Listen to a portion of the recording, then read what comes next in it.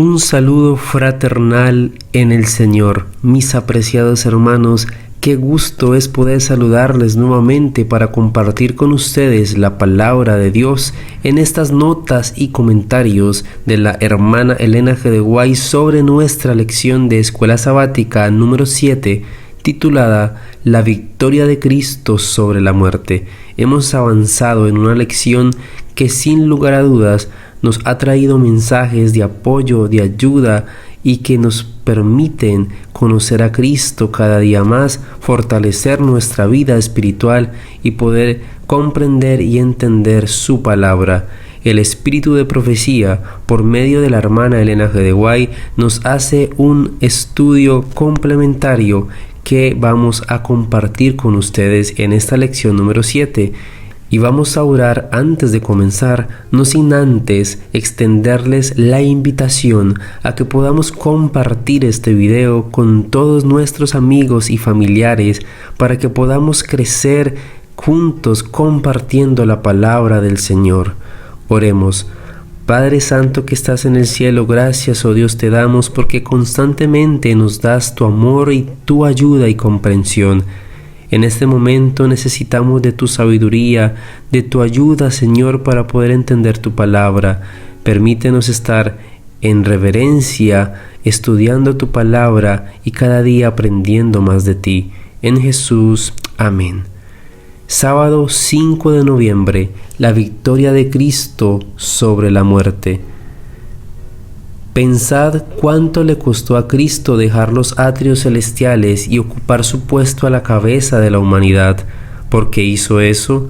Porque era el único que podía redimir la raza caída. No había un ser humano en el mundo que estuviera sin pecado.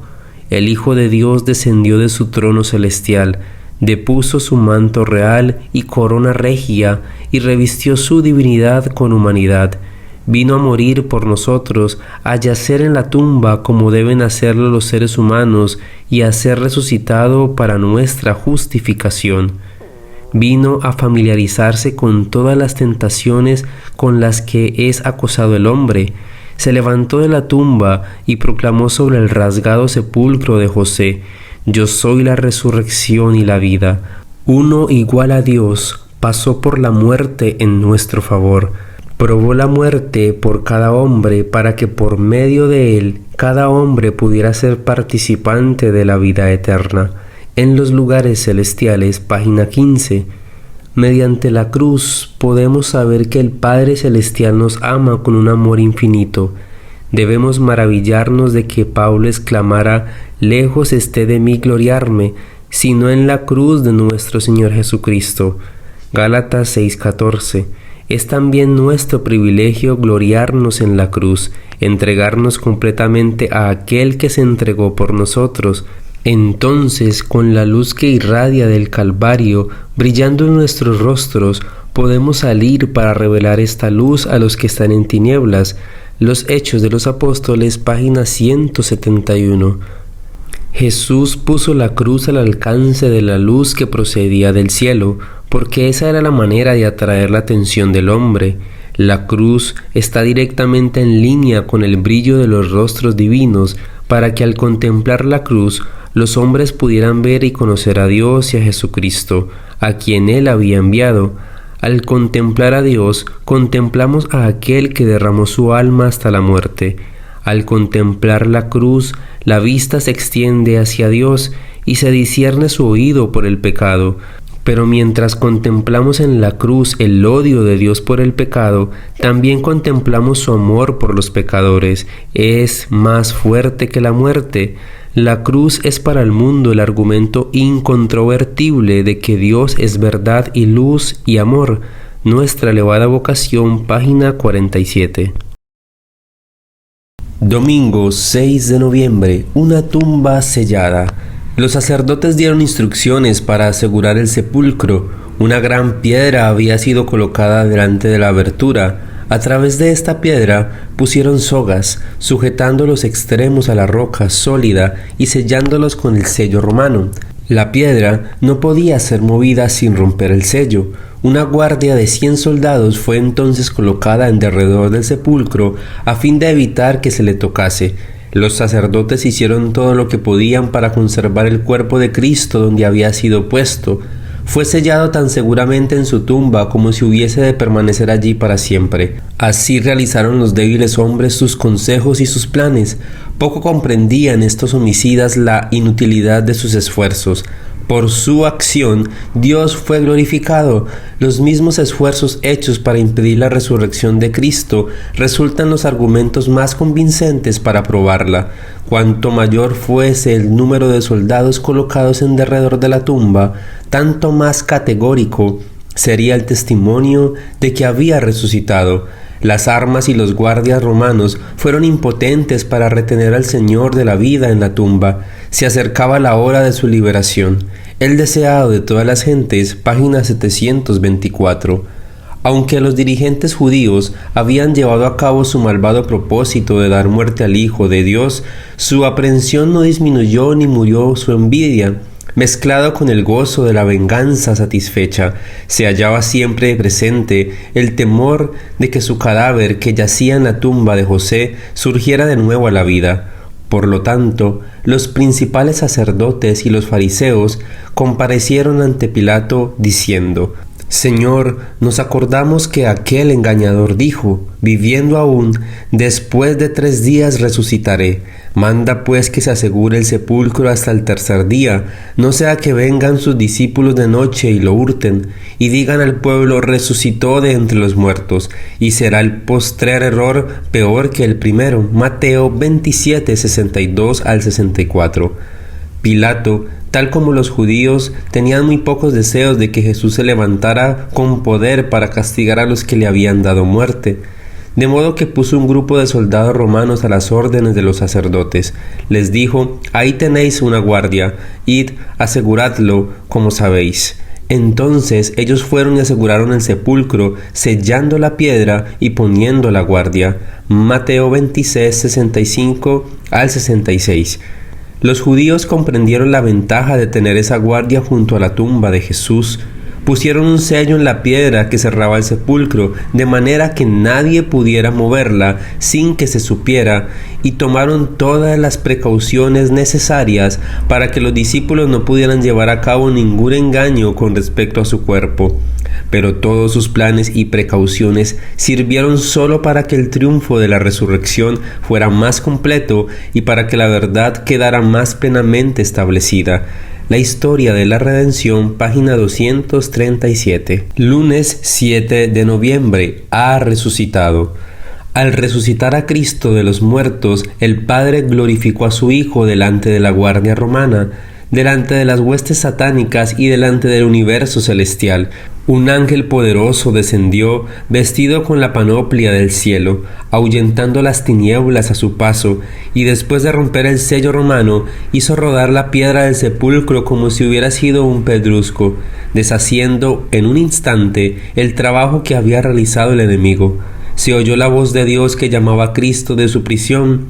La guardia romana vio a los ángeles celestiales postrarse reverentemente delante de aquel a quien ellos habían crucificado. En tanto que el Señor proclamaba sobre el sepulcro abierto de José: «Yo soy la resurrección y la vida». ¿Podemos sorprendernos ante el hecho de que los soldados cayeran en tierra como muertos? Exaltad a Jesús, página 96.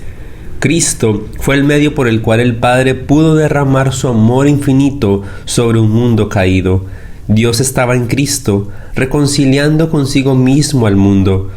2 Corintios 5:19. Dios sufrió con su Hijo en la agonía del Getsemaní, en la muerte del Calvario. El corazón del amor infinito pagó el precio de nuestra redención. Jesús declaró: «Por esto el Padre me ama, por cuanto yo pongo mi vida para volverla a tomar». Es decir, de tal manera os amaba mi Padre, que me ama tanto más porque di mi vida por redimiros. Porque me hice vuestro sustituto y fianza, y porque entregué mi vida y asumí vuestras responsabilidades y transgresiones, resultó más caro a mi Padre. Mediante mi sacrificio, Dios, sin dejar de ser justo, es quien justifica al que cree en mí. Nadie sino el Hijo de Dios podía efectuar nuestra redención, porque solo Él, que estaba en el seno del Padre, podía darle a conocer a Él. Solo Él, que conocía la altura y la profundidad del amor de Dios, podía manifestarlo. Nadie que fuese inferior al infinito sacrificio hecho por Cristo en favor del hombre podía expresar el amor del Padre hacia la perdida humanidad. El camino a Cristo, página 13 y 14. Los guardias romanos se asombraron al ver que la gran losa había sido corrida de la entrada y que el cuerpo de Jesús había desaparecido. Se apresuraron a ir a la ciudad para comunicar a los príncipes y ancianos lo que habían visto. Al escuchar a aquellos verdugos el maravilloso relato, palideció su rostro y se horrorizaron al pensar en lo que habían hecho. Si el relato era verídico, estaban perdidos. Durante un rato permanecieron silenciosos, mirándose unos a otros, sin saber qué hacer ni qué decir, pues aceptar el informe equivaldría a condenarse ellos mismos. Se reunieron aparte para decidir lo que habían de hacer. Argumentaron que si el relato de los guardias se divulgaba entre el pueblo, se mataría como asesinos a los que dieron muerte a Jesús. Resolvieron sobornar a los soldados para que no dijesen nada a nadie. Por amor al dinero, los guardias romanos vendieron su honor y cumplieron el consejo de los príncipes y ancianos. Primeros Escritos, página 182. Martes 8 de noviembre. Muchos se levantaron con él. Cuando Jesús, pendiente de la cruz, exclamó: «Consumado es», las peñas se hendieron, tembló la tierra y se abrieron algunas tumbas. Al resurgir el triunfante de la muerte y del sepulcro, mientras la tierra se tambaleaba y los fulgores del cielo brillaban sobre el sagrado lugar, algunos de los justos muertos, obedientes a su llamamiento, salieron de los sepulcros como testigos de que Cristo había resucitado. Aquellos favorecidos santos salieron glorificados.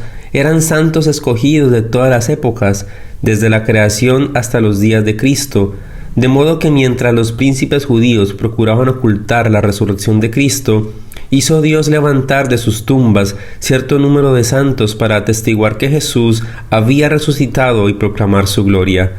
Los que salieron de los sepulcros cuando resucitó Jesús se aparecieron a muchos diciéndoles que ya estaba cumplido el sacrificio por el hombre, que Jesús, a quien los judíos crucificaran, había resucitado de entre los muertos, y en comprobación de sus palabras declaraban: «Nosotros fuimos resucitados con él». Atestiguaban que por el formidable poder de Jesús habían salido de sus sepulcros. Primeros Escritos, páginas 183 y 184.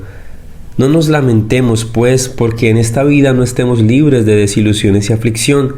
Si en la providencia de Dios somos llamados a soportar pruebas, aceptemos la cruz y bebamos de la copa amarga, recordando que es la mano de un Padre la que la ofrece a nuestros labios. Confiemos en Él, en las tinieblas como en la luz del día. ¿No podemos creer que nos dará todo lo que fuere para nuestro bien? El que aún a su propio Hijo no perdonó, antes lo entregó por todos nosotros, ¿cómo no nos dará también con Él todas las cosas? ¿Qué tema de meditación nos resulta el sacrificio que hizo Jesús por los pecadores perdidos? Mas el herido fue por nuestras rebeliones, molido por nuestros pecados. El castigo de nuestra paz fue sobre él, y por su llaga fuimos nosotros curados. Isaías 53:5. ¿Cuánto debemos estimar las bendiciones así puestas a nuestro alcance? ¿Podría Jesús haber sufrido más? ¿Podría haber comprado para nosotros más ricas bendiciones? En nuestro estado actual, favorecidos y bendecidos como nos vemos, no podemos darnos cuenta de qué profundidades hemos sido rescatados. No podemos medir cuánto más profundas habrían sido nuestras aflicciones, cuánto mayores nuestras desgracias, si Jesús no nos hubiese rodeado con su brazo humano de simpatía y amor para levantarnos. Podemos regocijarnos en la esperanza. Murió para poder lavar nuestros pecados, revestirnos de justicia y hacernos idóneos para la sociedad del cielo, donde podremos morar para siempre en la luz. Testimonios para la Iglesia, tomo 5, página 295. Miércoles 9 de noviembre. Testigos del Cristo resucitado. Los viajeros de Emaús encontraron a todos sorprendidos y excitados.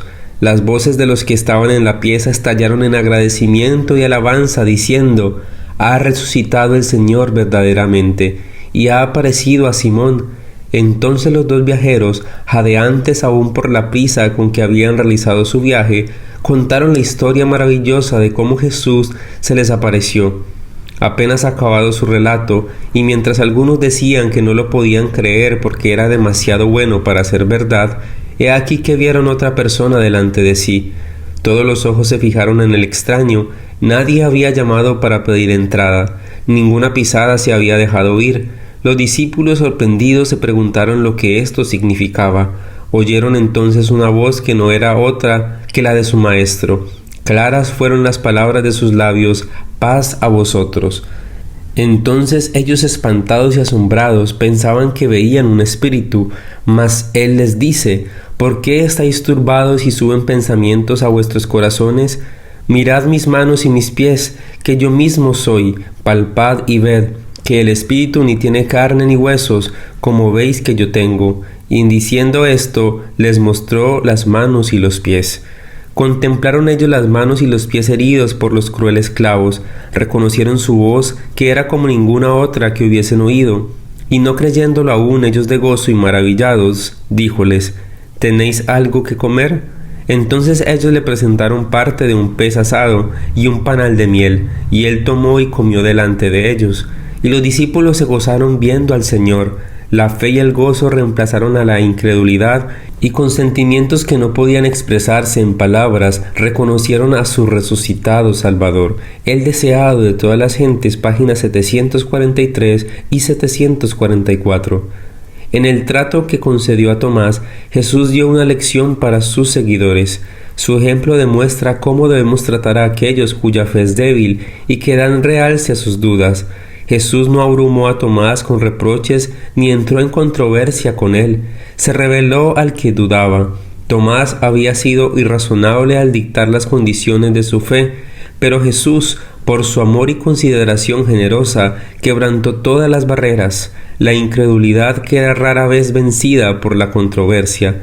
Se pone más bien en guardia y halla nuevo apoyo y excusa. Pero revélese a Jesús en su amor y misericordia como el Salvador crucificado, y de muchos labios antes indiferentes se oirá el reconocimiento de Tomás: Señor mío y Dios mío, el deseado de todas las gentes, página 748.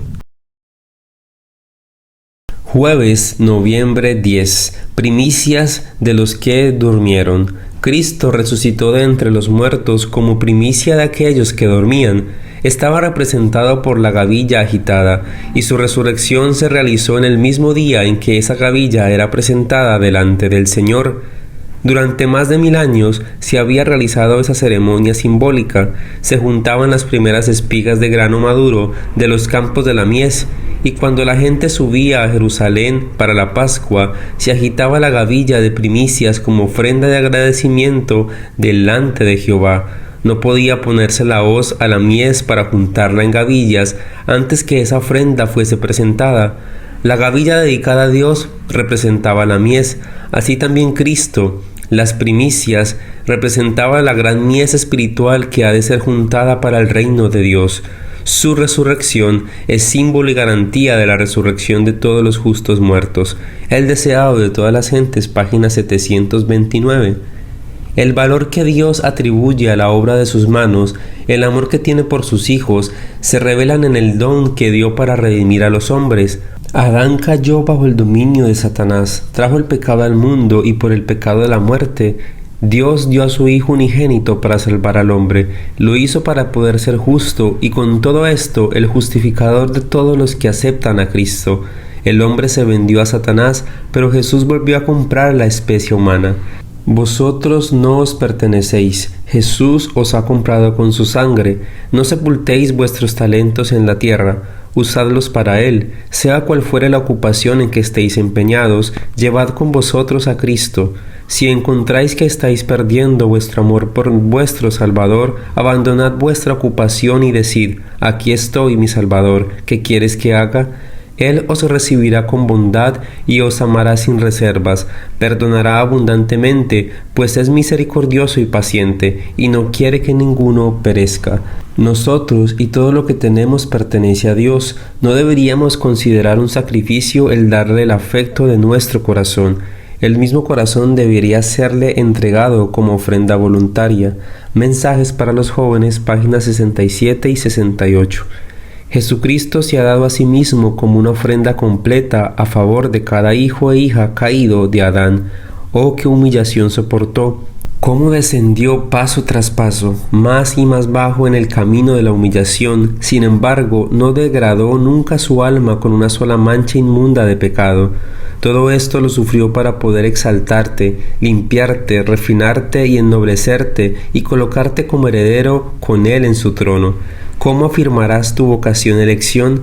¿Cuál es el cambio de la salvación? Cristo dice: yo soy el camino, la verdad y la vida. Por más pecador que seas, por más culpable, tú eres llamado, eres escogido. Acercaos a Dios y Él se acercará a vosotros. La sangre de Jesús es un pasaporte infalible, por el cual todas tus peticiones pueden acceder al trono de Dios. Viernes 11 de noviembre, para estudiar y meditar. Capítulo 84 del libro deseado de todas las gentes, paz a vosotros. Al llegar a Jerusalén, los 2 discípulos entraron por la puerta oriental, que permanecía abierta de noche durante las fiestas. Las casas estaban oscuras y silenciosas, pero los viajeros siguieron su camino por las calles estrechas a la luz de la luna naciente. Fueron al aposento alto donde Jesús había pasado las primeras horas de la última noche antes de su muerte. Sabían que allí habían de encontrar a sus hermanos. Aunque era tarde, sabían que los discípulos no dormirían antes de saber con seguridad que había sido del cuerpo de su Señor. Encontraron la puerta del aposento atrancada seguramente. Llamaron para que se les admitiese, pero sin recibir respuesta. Todo estaba en silencio. Entonces dieron sus nombres. La puerta se abrió cautelosamente. Ellos entraron y otro, invisible, entró con ellos. Luego la puerta se volvió a cerrar para impedir la entrada de espías. Los viajeros encontraron a todos sorprendidos y excitados. Las voces de los que estaban en la pieza estallaron de agradecimiento y alabanza, diciendo: «Ha resucitado el Señor verdaderamente y ha aparecido a Simón». Entonces los 2 viajeros, jadeantes aún por la prisa con que habían realizado su viaje, contaron la historia maravillosa de cómo Jesús se les apareció. La resurrección de Cristo fue una figura de la resurrección final de todos los que duermen en Él. El semblante del Salvador resucitado, sus modales y su habla eran familiares para sus discípulos. Así como Jesús resucitó de los muertos, han de resucitar los que duermen en Él. Conoceremos a nuestros amigos como los discípulos conocieron a Jesús. Pueden haber estado deformados, enfermos o desfigurados en esta vida mortal y levantarse con perfecta salud y simetría. Sin embargo, en el cuerpo glorificado su identidad será perfectamente conservada. Entonces conoceremos así como somos conocidos. En la luz radiante que resplandecerá del rostro de Jesús, reconoceremos los rasgos de aquellos a quienes amamos. Cuando Jesús se encontró con sus discípulos, les recordó lo que les había dicho antes de su muerte, a saber que debían cumplirse todas las cosas que estaban escritas acerca de él en la ley de Moisés, en los profetas y en los salmos. Entonces les abrió el sentido para que entendiesen las Escrituras y les dijo: así está escrito, y así fue necesario que el Cristo padeciese y resucitase de los muertos al tercer día, y que se predicase en su nombre el arrepentimiento y la remisión de pecados en todas las naciones, comenzando de Jerusalén. Y vosotros sois testigos de estas cosas. Los discípulos empezaron a comprender la naturaleza y extensión de su obra. Habían de proclamar al mundo las verdades admirables que Cristo les había confiado. Los acontecimientos de su vida, su muerte y resurrección, las profecías que indicaban estos sucesos, el carácter sagrado de la ley de Dios, los misterios del plan de salvación, el poder de Jesús para redimir los pecados, de todo esto debían ser testigos y darlo a conocer al mundo. Debían proclamar el evangelio de paz y salvación por el arrepentimiento y el poder del Salvador. Y como hubo dicho esto, sopló y les dijo: tomad el Espíritu Santo, a los que remitiereis los pecados, les son remitidos, a quienes los retuviereis, serán retenidos. El Espíritu Santo no se había manifestado todavía plenamente, porque Cristo no había sido glorificado todavía. El impartimiento más abundante del Espíritu no sucedió hasta después de la ascensión de Cristo. Mientras no le recibiesen, no podían los discípulos cumplir la comisión de predicar el Evangelio al mundo. pero en ese momento el Espíritu les fue dado con un propósito especial. Antes que los discípulos pudiesen cumplir sus deberes oficiales en relación con la Iglesia, Cristo sopló su Espíritu sobre ellos, les confiaba un cometido muy sagrado y quería hacerles entender que sin el Espíritu Santo esta obra no podía hacerse. El Espíritu Santo es el aliento de la vida espiritual. El impartimiento del Espíritu es el impartimiento de la vida de Cristo. Comunica al que lo recibe los atributos de Cristo. Únicamente aquellos que han sido así enseñados de Dios, los que experimentan la operación interna del Espíritu y en cuya vida se manifiesta la vida de Cristo, han de destacarse como hombres representativos que ministren en favor de la Iglesia. A los que remitiréis los pecados, dijo Cristo, les son remitidos.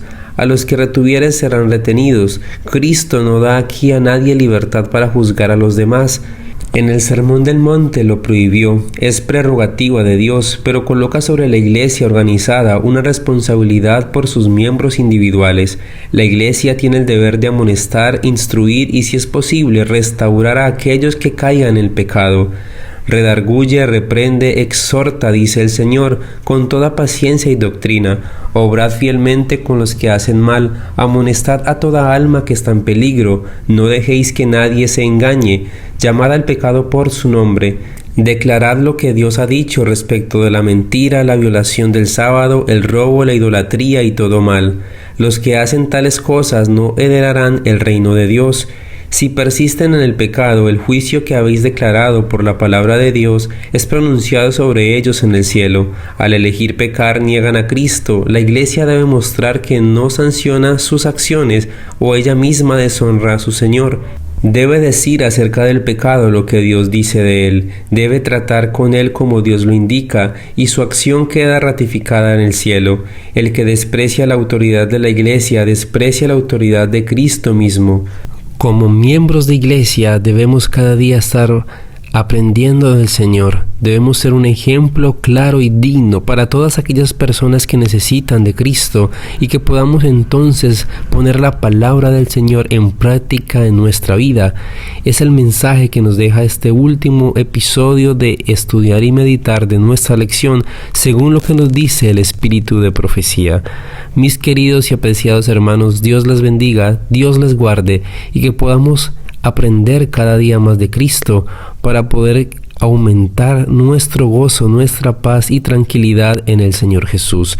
Les invitamos a que puedan suscribirse a nuestro canal, compartir este mensaje con muchas personas que sin duda necesitan, como nosotros, el amor de Jesús, el perdón y la satisfacción de una vida eterna otorgada por Él por su sacrificio. Dios te guarde, Dios te bendiga.